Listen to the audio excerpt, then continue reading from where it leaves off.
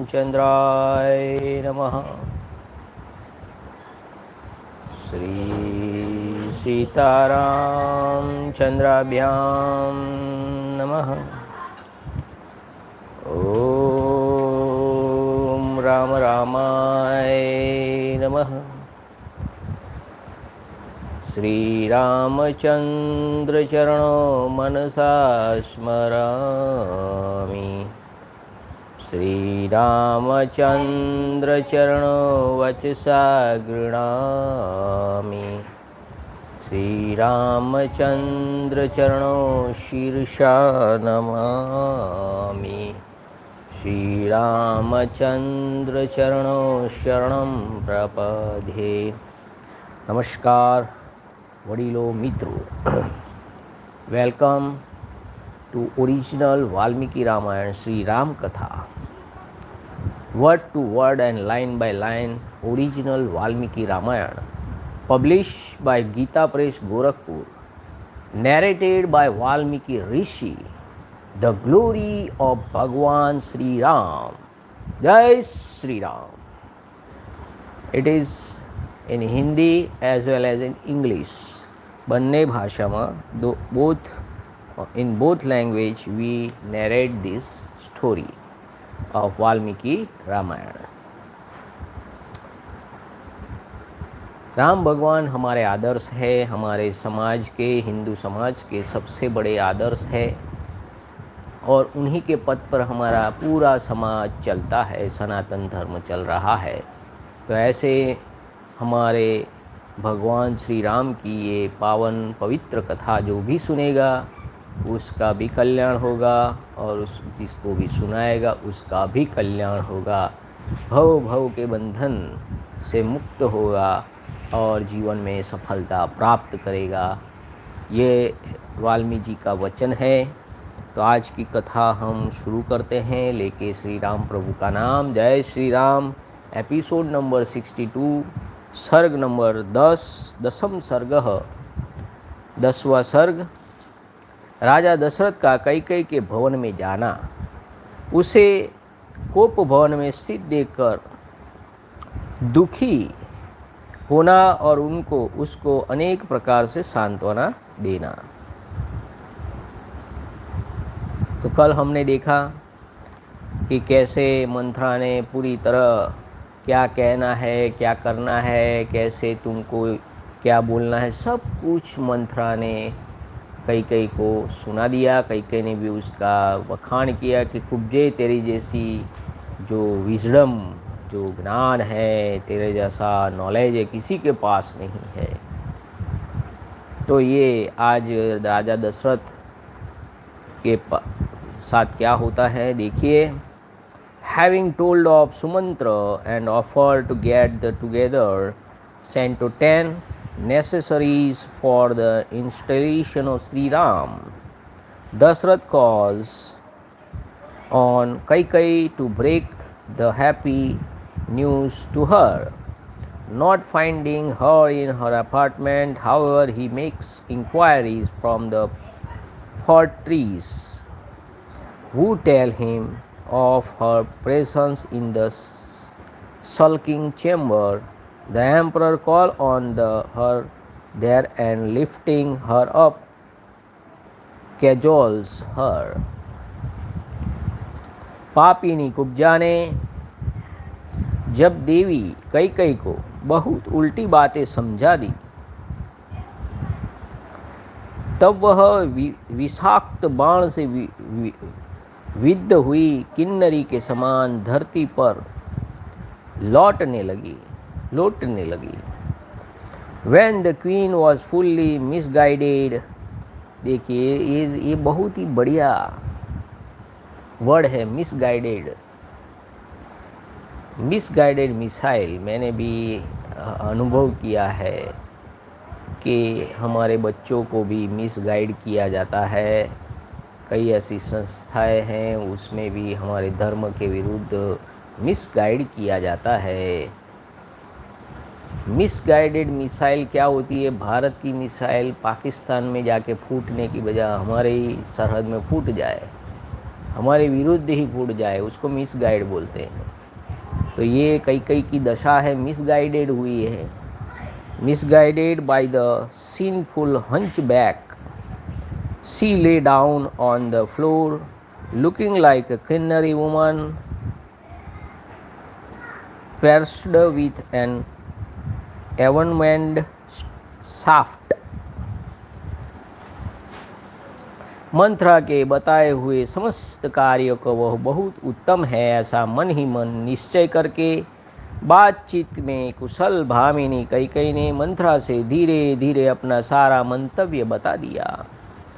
concluding in her mind the plan of action chalked out by Manthra to be well conceived, that proud woman, shrewd as she was, gradually unfolded to Manthra everything that was intended by her। Manthara के वचनों से मोहित एवं दीन हुई भामिनी कैकेयी पूर्वोक्त निश्चय करके नाग कन्या की भांति गर्म और लंबी सांस खींचने लगी और 2 घड़ी तक अपने लिए सुखदायक मार्ग का विचार करती रही।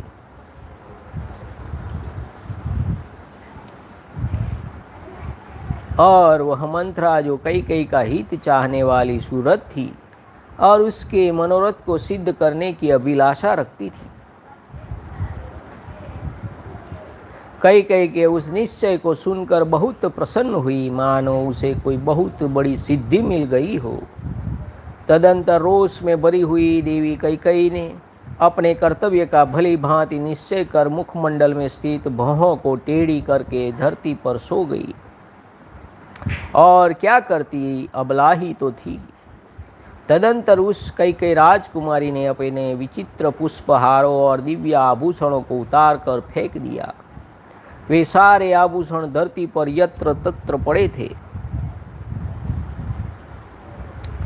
उसी प्रकार जैसे छिटके हुए तारे आकाश की शोभा बढ़ाते हैं, उसी प्रकार फेंके हुए वे पुष्पहार और आभूषण वहाँ भूमि की शोभा बढ़ा रहे थे। देखिए ये शब्द जो है वाल्मीकि, बहुत कथा के बाद आता है कि जो वर्ण जो शब्द हैं, जो उसकी उपमा है, एक जो व्याकरण है, भाषा का जो अलंकार है, जैसे हम गहने पहनते हैं, ये इस भाषा का जो अलंकार है, वाल्मीकि जी की भाषा में ये अलंकार बहुत ही अच्छा है। देखिए आभूषण कैसे लग रहे हैं, जैसे आकाश में तारे जैसे छिटके हुए तारे जैसे शोभा बढ़ाते हैं, उसी प्रकार फेंके हुए वो पुष्पहार और आभूषण वहाँ भूमि की शोभा बढ़ा रहे हैं। मलिन वस्त्र पहनकर और सारे केशों को दृढ़तापूर्वक एक ही वेणी में बांधकर कोप भवन में पड़ी हुई कैकेयी बलहीन अथवा चेत हुई किन्नरी के समान जान पड़ती थी। उधर महाराज दशरथ मंत्री आदि को श्री राम के राज्याभिषेक की तैयारी के लिए आज्ञा दिए सबको यथा समय उपस्थित होने के लिए कहकर रनिवास में गए। उन्होंने सोचा कि आज ही श्री राम के अभिषेक की बात प्रसिद्ध की गई है, इसलिए यह समाचार अभी किसी रानी को नहीं मालूम हुआ होगा। उनको तो वो कैकेयी बहुत प्रिय थी, तो सबसे पहला समाचार हम भी happy new year, happy birthday कहते हैं। हम कुछ भी अच्छा होता है तो हम अपने जो सबसे प्रिय होते हैं उनको समाचार देते हैं ना, कि चलिए हैप्पी दीपावली। तो हम किसको कहते हैं, जो हमारे सबसे नज़दीक होता है, प्रिय होता है, हमको जिसके लिए सम्मान होता है। तो राजा दशरथ का सबसे प्रिय कैकेयी है। तो उनको ऐसा लगा कि किसी को पता ही नहीं है, तो रानी को नहीं मालूम हुआ होगा, ऐसा विचार कर जितेंद्रिय राजा दशरथ ने अपनी प्यारी रानी को यह प्रिय संवाद सुनाने के लिए अंतःपुर में प्रवेश किया। उस महायशस्वी नरेश ने पहले कैकेयी के श्रेष्ठ भवन में प्रवेश किया, मानो श्वेत बादलों से युक्त राहु युक्त आकाश में चंद्रमा ने पदार्पण किया हो। उस भवन में तोते, मोर, कौंच और हंस आदि पक्षी कलरव कर रहे थे। वहाँ वाद्यों का मधुर घोष गूंज रहा था बहुत सी कुब्जा और बौनी दासियाँ भरी हुई थी। चंपा और अशोक से सुशोभित बहुत से लता भवन और चित्र मंदिर उस महल की शोभा बढ़ा रहे थे। हाथी दांत, चांदी और सोने की बनी हुई वेदियों से संयुक्त उस भवन को नित्य फूलने फलने वाले वृक्ष और बहुत सी बावड़ियाँ सुशोभित कर रही थी। उसमें हाथी दांत, चांदी और सोने के बने हुए उत्तम सिंहासन रखे गए थे। नाना प्रकार के अन्न पान और भांति भांति के भक्ष्य भोज्य पदार्थ से वह भवन सारा भरा पूरा था। बहुमूल्य आभूषणों से संपन्न कैकेयी का वह भवन स्वर्ग के समान शोभा पा रहा था। अद्भुत वर्णन। अपने उस समृद्धशाली अंतःपुर में प्रवेश करके महाराज राजा दशरथ ने वहाँ की उत्तम सैया पर रानी कैकेयी को नहीं देखा। काम बल से संयुक्त वे नरेश रानी की प्रसन्नता बढ़ाने की अभिलाषा से भीतर गए। वहाँ अपनी प्यारी पत्नी को न देखकर उनके मन में बड़ा विषाद हुआ और वे उनके विषय में पूछताछ करने लगे। इससे पहले रानी कैकेयी राजा के आगमन की उस बेला में कहीं अन्यत्र नहीं जाती थी।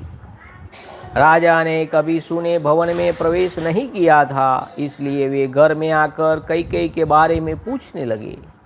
उन्हें मालूम नहीं था कि वह मूर्खा कोई स्वार्थ सिद्ध करना चाहती है।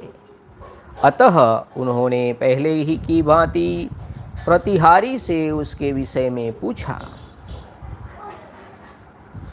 Having arrived at a definite conclusion and having a doleful sign like a great girl of the Nagas, that proud woman, wretched as she was and had been deluded by the promptings of Manthra, pondered a while the path leading to her own happiness.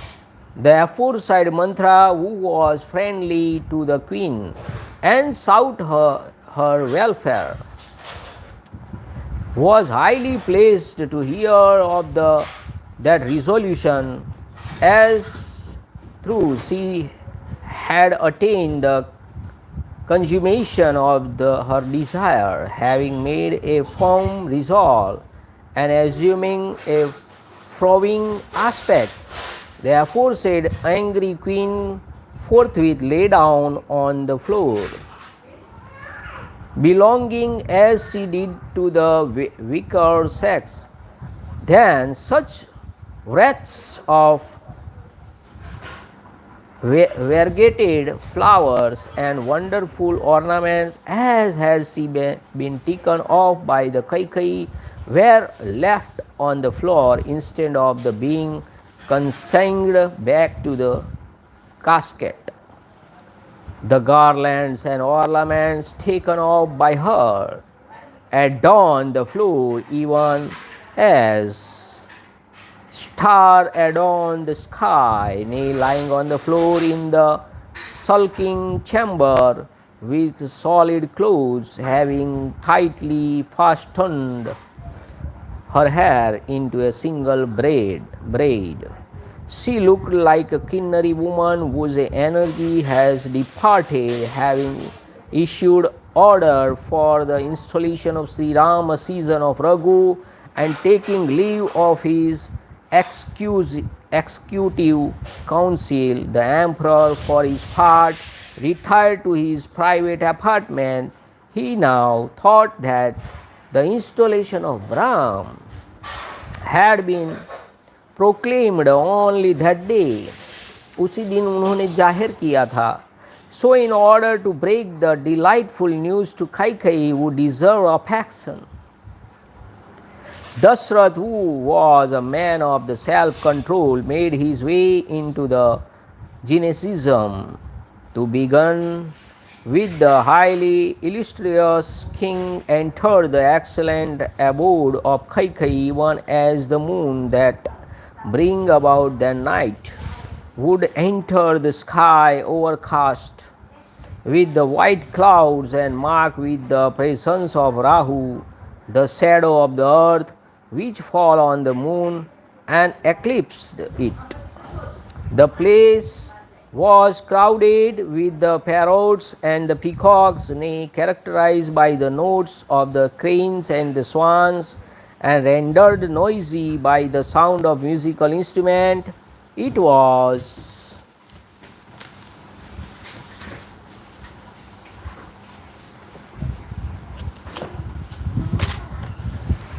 full of hunched and draft women and abounded in arbors and picture galleries adorned with Asoka and Champaka trees, as well as in the raised seats made of ivory, silver, and gold. It was graced with the trees, ever laden with blossoms and fruits, as well as with the extensive, well provided with the descents, and was furnished with excellent seats of ivory, silver, and gold. Nay, it was provided with food and drinks of various kind, as well as with the edible of every description, and adorned with costly ornaments, and viewed with the paradise, freely entering his own gynocism, which was full of riches. The king did not perceive his better half, Kaikai, on her excellent bed, seized with an ardent longing to see Sri Ram installation as Prince Regent, and not finding his beloved consort in her bedroom. The king, who sought to bring delight to her by breaking the news of Sri Ram's installation, called out to her, and failing to elicit response, felt disconsolate. The queen had never before missed the time of the emperor visit.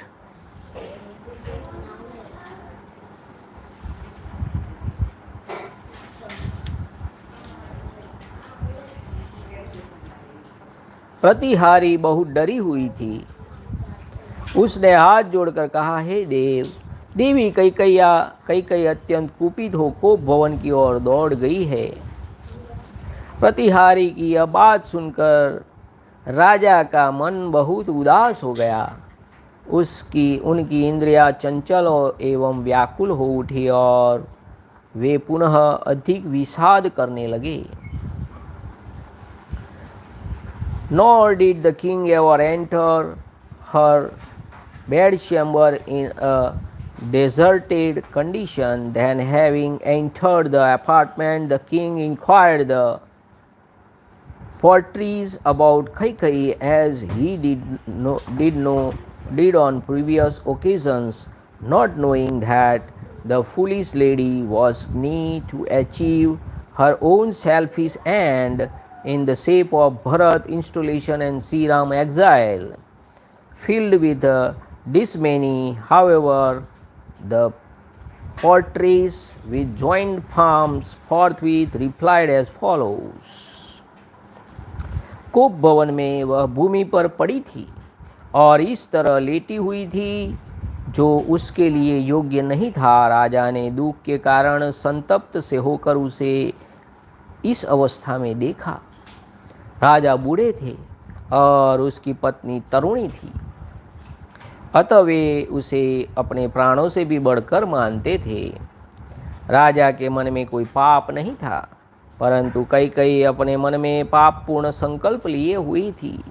उन्होंने उसे कटी हुई लता की भांति पृथ्वी पर पड़ी देखा, मानो कोई देवांगना स्वर्ग से भूतल पर गिर पड़ी हो। वह स्वर्ग भ्रष्ट किन्नरी देवलोक से च्युत हुई अप्सरा लक्ष्य भ्रष्ट माया और जाल में बधी हुई हिरणी के समान जान पड़ती थी। जैसे कोई महान गजराज वन में व्याघ्र के द्वारा विषलिप्त वाण से विद्ध होकर गिरी हुई अत्यंत दुखित हथिनी का स्नेहवर स्पर्श करता है, उसी प्रकार कामी राजा दशरथ ने महान दुख में पड़ी हुई कमल नयनी भार्या कैकेयी का स्नेहपूर्वक दोनों हाथों से स्पर्श किया। उस समय उनके मन में सब ओर से यह भय समा गया था कि न जाने यह क्या कहेगी और क्या करेगी। वे उसके अंगों पर हाथ फेरते हुए उससे इस प्रकार बोले, highly Energized, O my lord, the queen has entered the sulking chamber, greatly troubled in mind not to find Kaikei. The king felt all the more dejected to hear the report of the portraits, his sense getting agitated and confused by the news. Sore distressed as it were with agony, the celebrated emperor found her fallen on the floor and lying in the sulking chamber in an unseemly manner. The sinless and aged monarch saw his young spouse, who was dearer to him than his very life, and her bowed a sinful resolve, laying on the ground like a creeper, violently torn asunder from the tree supporting it, or like a fallen deity, or like a Kinnari woman thrust forth from heaven, or like a celestial nymph dropped from heaven, or like a frustrated conjuring trick, or again like a doe caught in a snare, even as a lordly elephant in a forest would perceive a sea elephant lying perched with an environment shaft by a hunter in the woods, fondly stroking with his hands the lady who possessed eyes resembling the petals of a lotus and was sore distracted. The loving king, whose mind was greatly alarmed in every way, spoke to her as follows.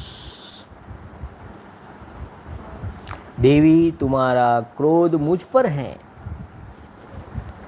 देवी, तुम्हारा क्रोध मुझ पर है, ऐसा तो मुझे विश्वास नहीं होता। फिर किसने तुम्हारा तिरस्कार किया है? किसके द्वारा तुम्हारी निंदा की गई है? कल्याणी, तुम जो इस तरह मुझे दुख देने के लिए धूल में लौट रही हो, इसका क्या कारण है? मेरे चित्त को मत डालने वाली सुंदरी, मेरे मन में तो सदा चित्त तुम्हारे कल्याण की ही भावना रहती है। फिर मेरे रहते हुए तुम किस लिए धरती पर सो रही हो? जान पड़ता है तुम्हारे चित्त पर किसी पिशाच ने अधिकार कर लिया है। हे भामिनी, तुम अपना रोग बताओ। मेरे यहाँ बहुत से चिकित्सा कुशल वैद्य हैं, जिन्हें मैंने सब प्रकार से संतुष्ट कर रखा है। वे तुम्हें सुखी कर देंगे। अथवा कहो, आज किसका प्रिय करना है या किसने तुम्हारा प्रिय किया है? तुम्हारे किस उपकारी को आज प्रिय मनोरथ प्राप्त हो, अथवा किस अपकारी को अत्यंत प्रिय कठोर दंड दिया जाए।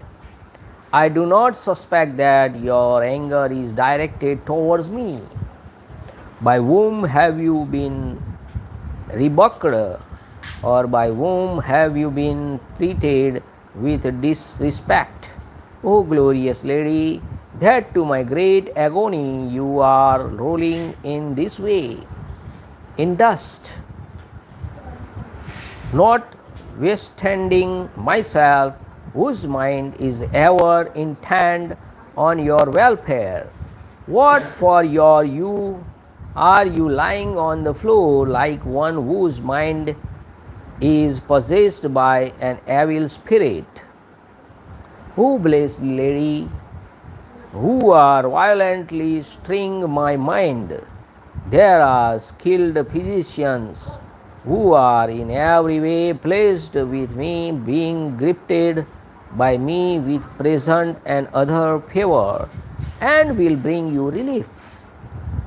Only describe your ailment, O proud lady, so that it may be effectively tackled.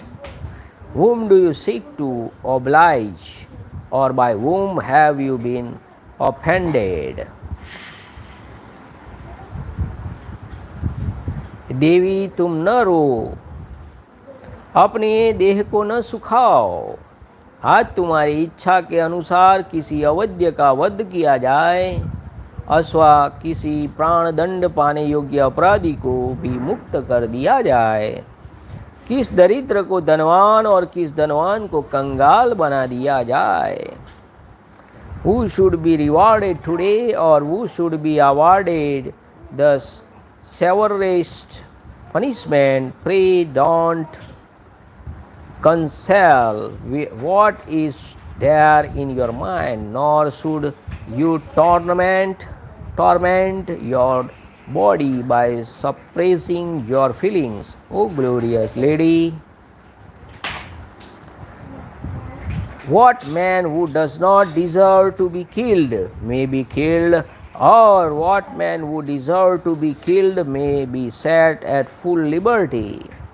What pauper may be made wealthy, or what wealthy man may be reduced to the penury.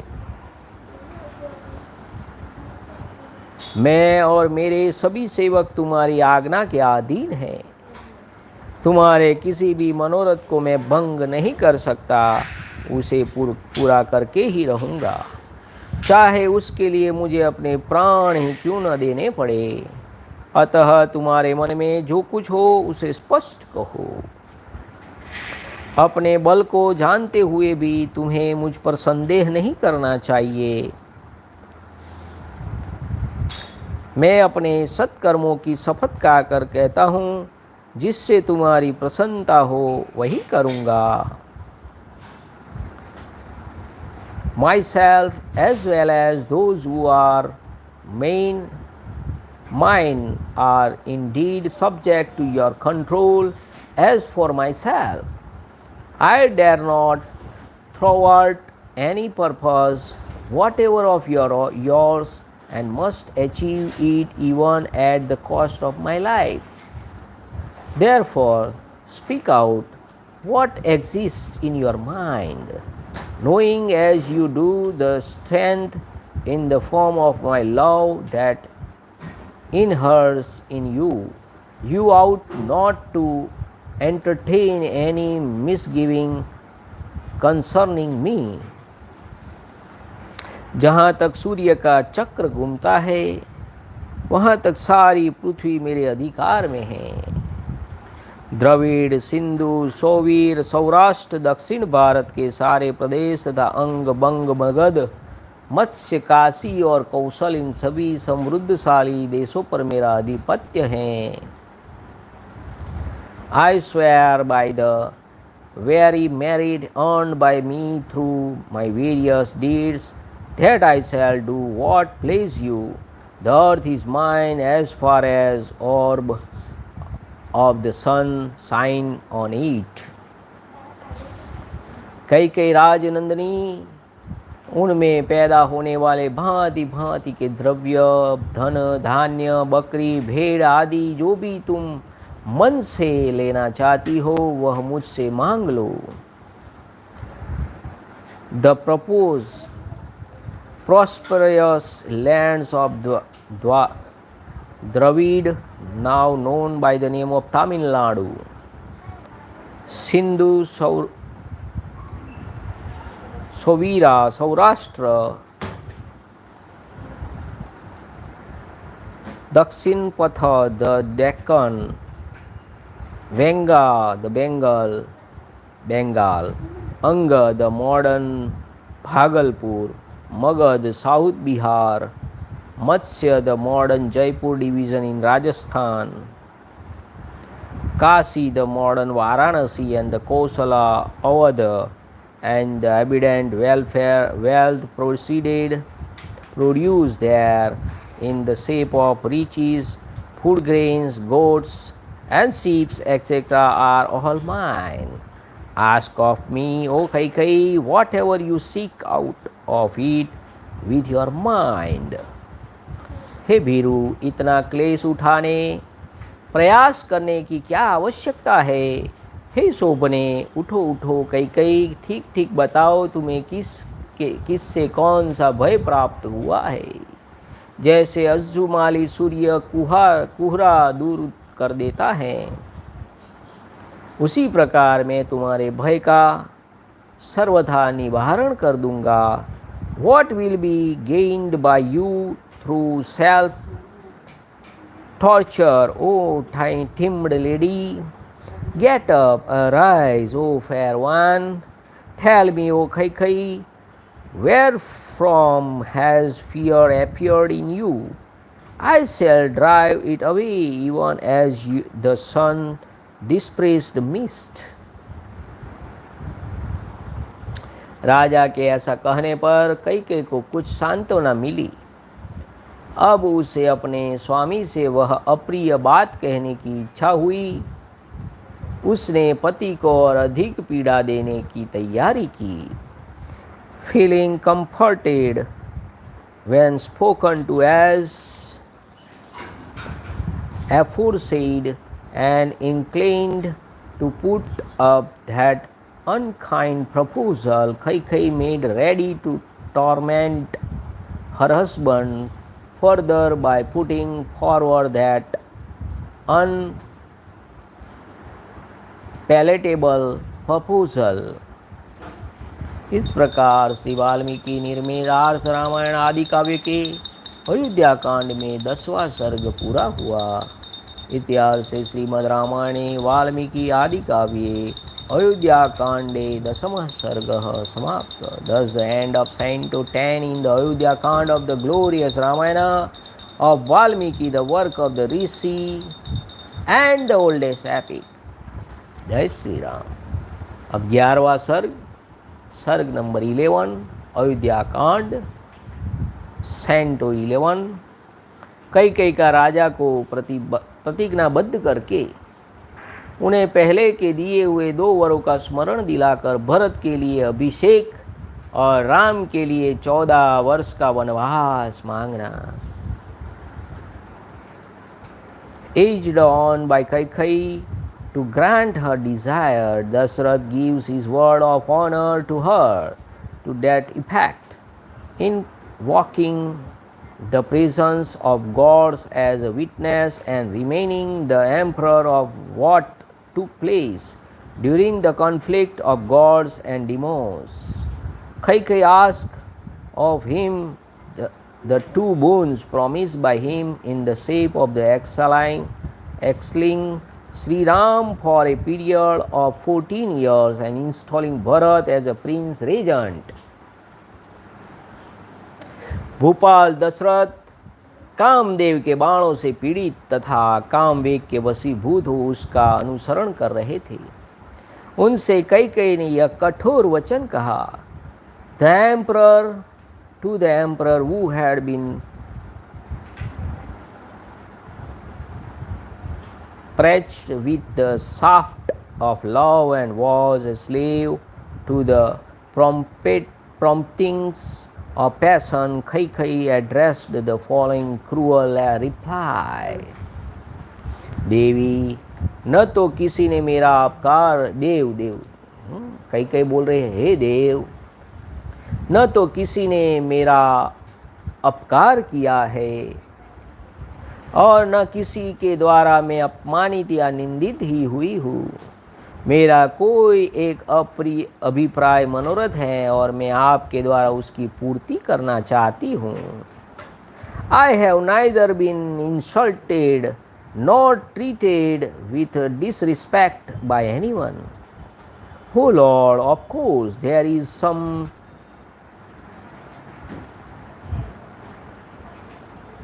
cherished object of mine I desire to be accomplished by you. मैं चाहती हूँ आप मेरा जो मनोरथ है उसे पूरा करें. यदि आप उसे पूर्ण करना चाहते हैं तो प्रतिज्ञा कीजिए. इसके बाद मैं अपना वास्तविक अभिप्राय आपसे कहूँगी. देखिए, सब मंत्रा ने जो पट्टी पढ़ाई है वही भाषा वो बोल रही है. Make a solemn vow to the effect, if you wish to accomplish it, I shall then duly tell you what is keenly sought by me. महाराज दशरथ काम के अधीन हो रहे थे. वे कैकेयी की बात सुनकर किंचित मुस्कुराए और पृथ्वी पर पड़ी हुई उस देवी के केशों को हाथ से पकड़कर उसके सिर को अपनी गोद में रखकर उससे इस प्रकार बोले.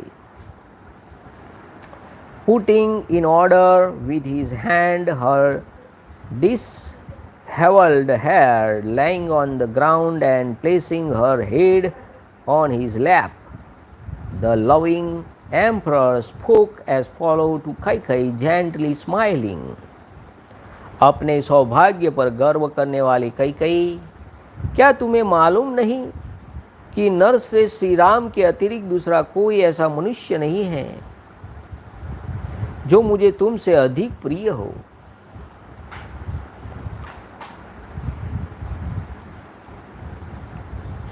Oh proud lady, don't you know that no man other than Ram, a veritable tiger among the men, is dearer to me than yourself. जो प्राणों के द्वारा भी आराधनीय है और जिन्हें जीतना किसी के लिए असंभव है, किसी के लिए भी असंभव है, उन प्रमुख वीर महात्मा श्री राम की शपथ खाकर कहता हूँ कि तुम्हारी कामना पूर्ण होगी. अतः तुम्हारे मन की जो इच्छा हो उसे मुझे बताओ. I swear to you by the Sri Ram, a season of Raghu, who is invincible and high-souled, the foremost among men and more valuable than my own life. Speak out. What is sought by your mind? हे कैकेयी, जिन्हें दो घड़ी भी न देखने पर निश्चय ही मैं जीवित नहीं रह सकता, उन श्री राम की शपथ खाकर कहता हूँ कि तुम जो कहोगी उसे पूर्ण करूँगा.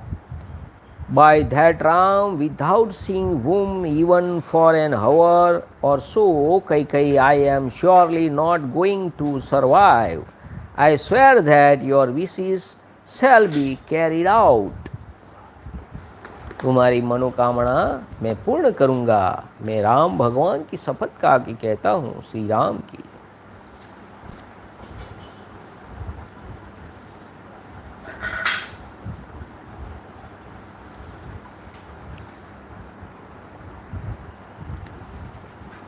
कैकेयी नंदिनी, अपने तथा अपने दूसरे पुत्रों को निछावर करके भी मैं जिन नरश्रेष्ठ श्री राम का वर्ण करने को उद्धत हूँ, उनकी शपथ खाकर कहता हूँ कि तुम्हारी कही हुई बात पूरी करूँगा. By that Ram, the foremost among men, whom I would have even in exchange of for my own self and my other sons Bharat, Lakshman and Shatrugna, I swear that your bidding will be done. हे भद्रे, कैकेयी राजकुमारी, मेरा यह हृदय भी तुम्हारे वचनों की पूर्ति के लिए तत्पर है. ऐसा सोचकर तुम अपनी इच्छा व्यक्त करके इस दुख से मेरा उद्धार करो. श्री राम सबको अधिक प्रिय हैं. इस बात पर दृष्टिपात करके तुम्हें जो अच्छा जान पड़े वही करो, वही कहो. Realizing my mind as well to be such, O good lady, pray save my life by opening your mind to me and allowing me to carry out your order. Considering this consistency of my mind and speech. O Kaikei, speak out what you deem fit. अपने बल को देखते हुए भी तुम्हें मुझ पर शंका नहीं करनी चाहिए। मैं अपने सत्कर्मों की शपथ खाकर प्रतिज्ञा करता हूँ कि तुम्हारा प्रिय कार्य अवश्य सिद्ध करूँगा। Receiving the strength in the form of my love, inhering in you, you ought not to harbor any misgiving about my bona fide. I swear even by my virtuous act that I shall do what please you. रानी कैकेयी का मन स्वार्थ की सिद्धि में ही लगा हुआ था। उसके हृदय में भरत के प्रति पक्षपात था और राजा को अपने वश में देखकर हर्ष हो रहा था। अतः यह सोचकर कि अब मेरे लिए अपना मतलब साधने का अवसर आ गया है, वह राजा से ऐसी बात बोली जिसे मुंह से निकालना शत्रु के लिए भी कठिन है।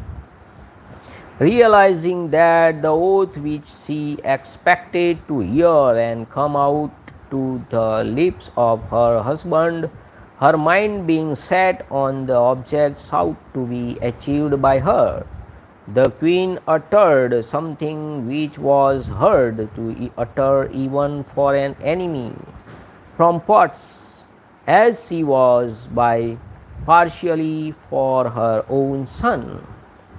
And joy born of the thought that her husband was entirely under the thumb. राजा के उस शपथ युक्त वचन से उसको बड़ा हर्ष हुआ। उसके अपने उस अभिप्राय को जो पास आए हुए यमराज के समान अत्यंत भयंकर था, इन शब्दों में उसने व्यक्त किया। Thrilled by that thrice repeated oath, she gave out as follow her intention, referred as above, which was most terrible as death standing at his door. मृत्यु से भी भयंकर वचन वो कहने जा रही है। राजन, आप जिस तरह क्रमशः शपथ खाकर मुझे वर देने को उद्यत हुए हैं, उसे इंद्र आदि 33 देवता सुन ले। देखिए, यहाँ 33 करोड़ नहीं है, 33 देवता है। 33 not 33 crore. Let the 33 principal gods, एमा जो 33 में 12 आदित्य यानी सूर्य, 11 रुद्रस यानी शंकर भगवान Rudras, 12 + 11 23 gods presiding over destruction, the 8 Vasu, 23 + 8 31, and 2 Ashwini Kumars, the physician of gods. So it is 33 and twin born physician of gods with Indra, the ruler of gods, as their leader.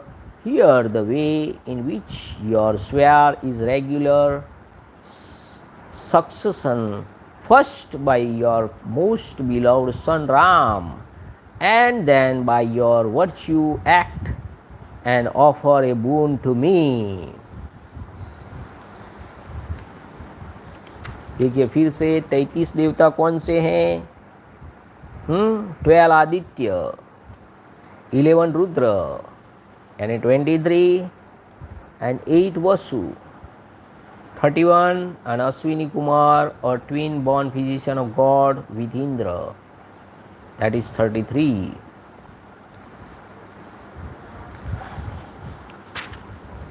चंद्रमा, सूर्य, आकाश, ग्रह, रात, दिन, दिशा, जगत, यह पृथ्वी, गंधर्व, राक्षस, रात में विचरने वाले प्राणी, घरों में रहने वाले गृह देवता तथा इनके अतिरिक्त भी जितने प्राणी हो, वे सब आपके कथन को जान ले, आपकी बातों के साक्षी बने।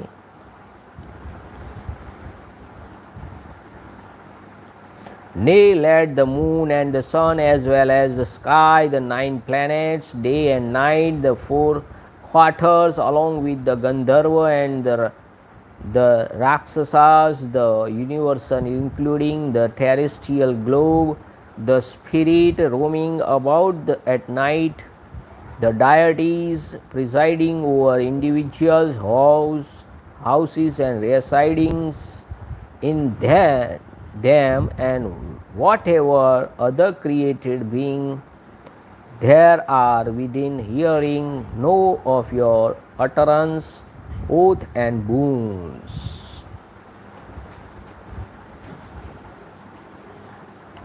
सब देवता सुने। महातेजस्वी, सत्य प्रतिज्ञ, धर्म के ज्ञाता, सत्यवादी और शुद्ध आचार विचार वाले ये महाराज मुझे वर दे रहे हैं।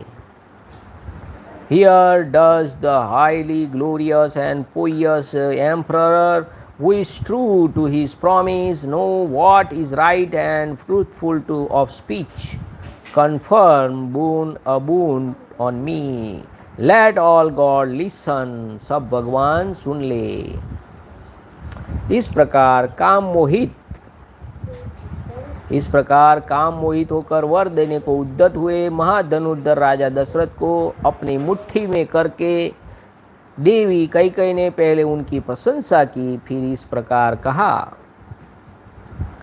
Having thus extolled and won over the monarch, who carried a mighty bow and was disposed to confirm a boon on her, infatuated as he was through love, the queen Kaikei then spoke to him as follows.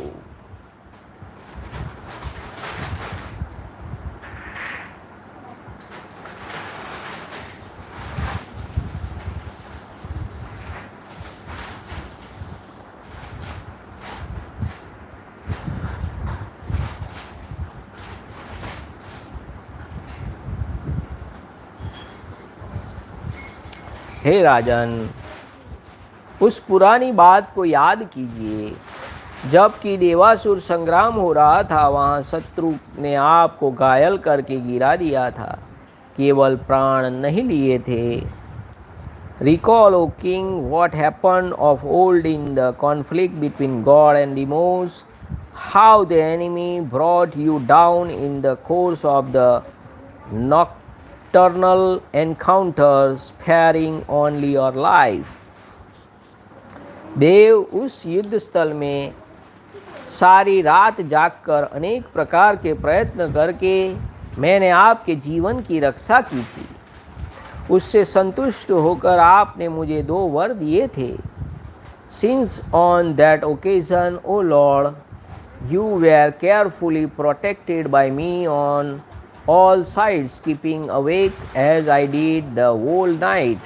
You are thereupon confirmed a couple of boons on me, even while I was striving to save you. आपने मुझे 2 वर दिए थे। देव पृथ्वीपाल सगुनंदन, आपके दिए हुए वे 2 वर मैंने धरोहर के रूप में आपके ही पास रख दिए थे। आज इस समय उन्हीं की मैं खोज करती हूँ। I seek of you, O Lord, the said 2 boons already offered by you, O ruler of the globe, and kept in deposit with you alone till now, O season of Raghu. इस प्रकार धर्मतः प्रतिज्ञा करके यदि आप मेरे उन वरों को नहीं देंगे तो मैं अपने को आपके द्वारा अपमानित हुई समझकर आज ही प्राणों का परित्याग कर दूंगी। If even after swearing by your virtue that you will grant them, you do not actually grant the boons in my favor, I shall this very day give up the ghost, feeling insulted by you. जैसे मृग बहेलिया की पानी मात्र से अपने ही विनाश के लिए उसके जाल में फंस जाता है, उसी प्रकार कैकेयी के वशीभूत हुए राजा दशरथ उस समय पूर्व काल के वरदान वाक्य का स्मरण करने मात्र से ही अपने विनाश के लिए प्रतिज्ञा के बंधन में बंध गए थे। Brought under the thumb through mere words by Kaikei, the king forthwith slipped like a deer into the snare set by her for his own destruction. तदंतर कैकेयी ने काम मोहित होकर वर देने के लिए उद्यत हुए राजा से इस प्रकार कहा, देव, हे पृथ्वीनाथ, उन दिनों आपने जो 2 वर देने की प्रतिज्ञा की थी, उन्हें अब मुझे देना चाहिए। उन दोनों वरों को मैं अभी बताऊंगी, आप मेरी बात सुनिए। यह जो श्री राम का राज्याभिषेक की तैयारी की गई है, इसी अभिषेक सामग्री द्वारा मेरे पुत्र भरत का अभिषेक किया जाए। Then she spoke as followed to the king, who was infatuated through love and was accordingly ready to grant the boons asked by her. The boons offered by you then, O ruler of earth, must be granted by you, O Lord. देव, आपने उस समय देवासुर संग्राम में प्रसन्न होकर मेरे लिए जो दूसरा वर दिया था, उसे प्राप्त करने का यह समय भी अभी आया है। धीर स्वभाव वाले श्री राम तपस्वी के वेश में वल्कल तथा मृगचर्म धारण करके 14 वर्षों तक दंडकारण्य में जाकर रहे। भरत को आज निष्कंटक युवराज पद प्राप्त हो जाए। I shall just now specify them. Listen to my request. Let my Bharat be installed as a prince regent with the same preparations as have been made for the installation of Ram, a season of Raghu. The time has just come for granted the second boon that was offered by you in my favor during the conflict of gods and demons that other day, placed as you were with me, residing in the forest of Dandaka and wearing the bark of tree and deer skin. Let the strong-minded Ram lead the life of a hermit of 14 years, and let Bharat secure the office of the prince regent without opposition this very day. देखिए, 2 वर मांग लिए कि राम वल्कल और मुख चर्म पहन के 14 वर्षों तक दंडकारण्य में चले जाए और मेरे भरत को राजाभिषेक हो जाए। यही मेरी सर्वश्रेष्ठ कामना है। मैं आपसे पहले का दिया हुआ वर ही मांग रही हूँ। आप ऐसी व्यवस्था करें जिससे मैं आज ही श्री राम को वन की ओर जाते देखूँ। This is my most characterized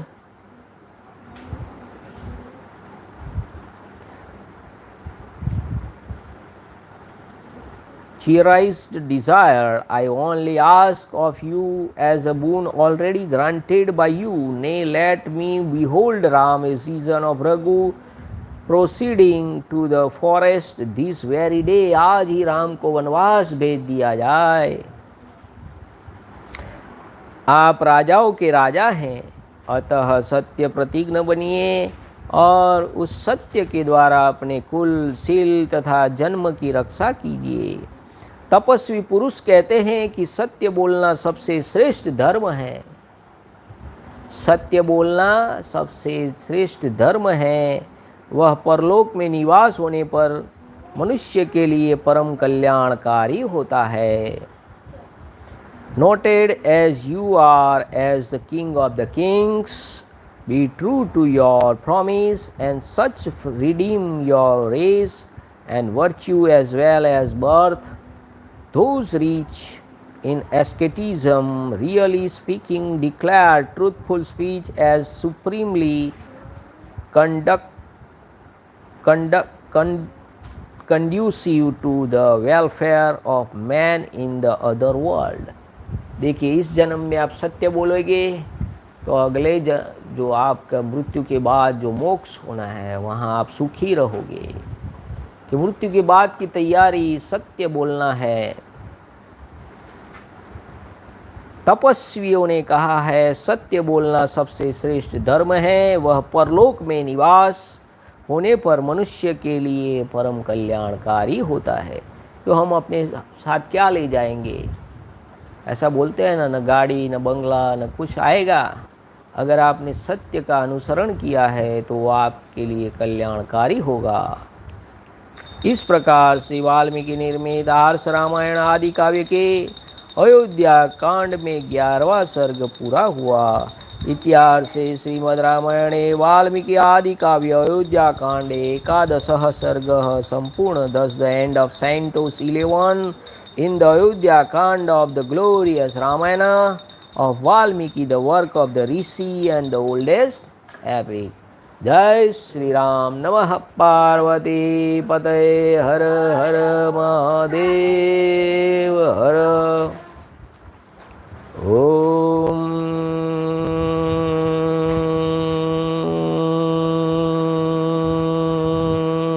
नमो रामचंद्राय नमः। श्री सीताराम चंद्राभ्याम नमः। ओम राम रामाय नमः। ओम ह्रीं रामाय नमः। ओम श्रीं रामाय नमः।